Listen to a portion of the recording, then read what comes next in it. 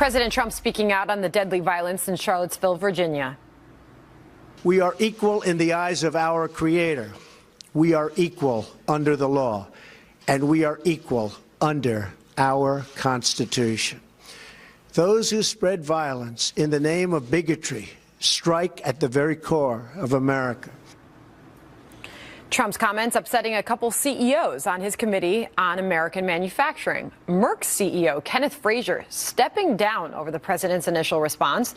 GE CEO Jeff Immelt on the committee in spite of some objections.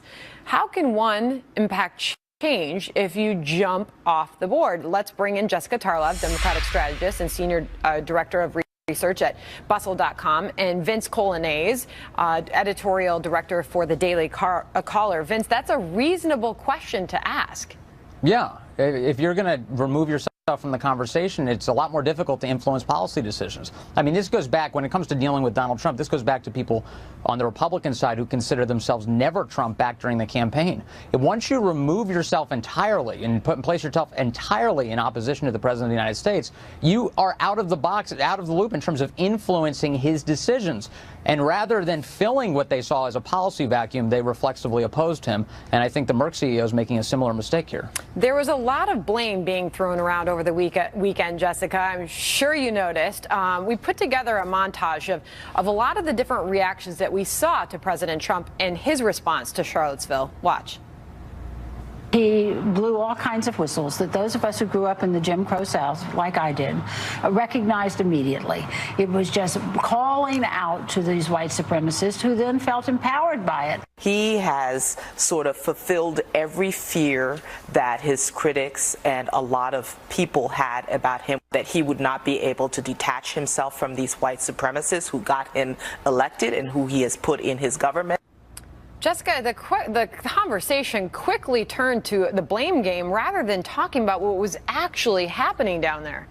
Well, what was actually happening down there was a white supremacist and neo-Nazi rally. So I actually think that those commentators were right on in saying that. I sat in the seat just yesterday and said that I do blame the president for his reaction to it. Calling out neo-Nazis is the easiest thing you can do. There is no other side to it. And while I understand that there were other protesters and that in the past people have had objections to what Barack Obama did, the reality is that Barack Obama is no longer president. This was a gimme. Ivanka Trump did it right. Melania Trump did it right. Jeff Sessions even. I've heard people on both sides. Okay, so did the president answer your concerns, Jessica, with the today? Statement he just made a little over an hour ago? I mean, truthfully, I don't believe that Donald Trump is at core a racist. And I knew that on Saturday, and I know that today. His statement today, I believe, was too little too late because of how not complex this issue was. There was no other side to it. Saturday was the day to say something, and he allows all of his detractors, those who cite what he says about the Central Park Five, Judge Curiel, the idea to ban Muslims. It gives them the fodder and the right, in fact, to bring up these issues over and over again. Vince, what is the response right now, a little over an hour after that statement? Jessica's saying too little, too late. We talked to Lawrence Jones at the top of the hour, said finally, he said exactly what he was supposed to say. So what is the general response? Well, if you follow like the 700 people on Twitter who want to run the country, that's the response. Too little, too late.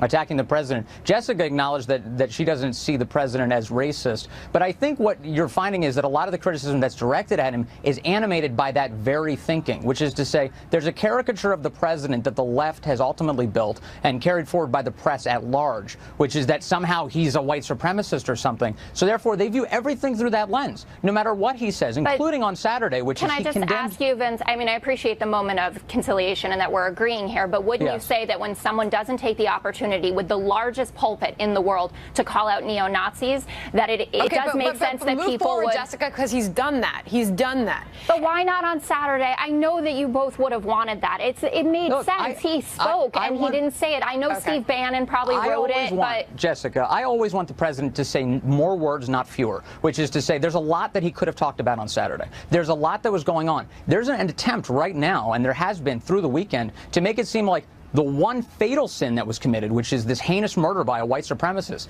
Therefore, there's no other conversation about the other people who were involved in what was a very violent riot throughout the day. President Trump steps up to the microphone within that context on Saturday, condemns bigotry, hate on all sides, and calls for unity, and says we need respect, if not love, ideally love.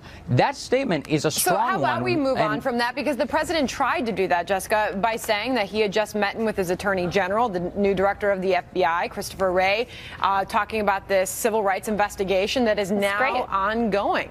Yes, I believe that that's a step forward, and people on both sides of the aisle were excited and thought that it was appropriate that that investigation was being opened when the news broke on Saturday night of that. And as I said, Jeff Sessions had a more universally applauded reaction to this than the president did himself.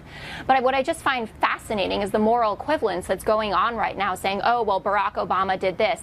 Whenever liberals came out, for instance, after a terrorist attack perpetrated by a Muslim, an extreme Muslim, and then they said, but, you know, thousands died from gun violence, or they're a white domestic terrorist, the right would say, oh, enough. We're talking about Islamic extremism today. Today, we're talking about white supremacy. All right, so let me get Vince to respond to that, because that is, you are hearing that argument out there. The president insisted on the campaign trail, and even as president, to call that what it is. Why is this different? The president should identify these ideologies as quickly as he possibly can. This is the kind of thing that they could have short-circuited this media cycle. But that said, it's perpetuating today. The reason why it didn't end just an hour or so ago after the president spoke is because there's a desperate attempt to make it seem like the president is animated by evil. And that is the exact opposite the president is animated by. And I think that the press that treats him like that is doing a real disservice to the job that they have that's protected by the First Amendment. All right, guys, we're going to leave it there. But the president just a short time ago condemning this as racist violence. Jessica, Vince, thanks to both of you for being here. Thanks, Sandra. Thank you. All right.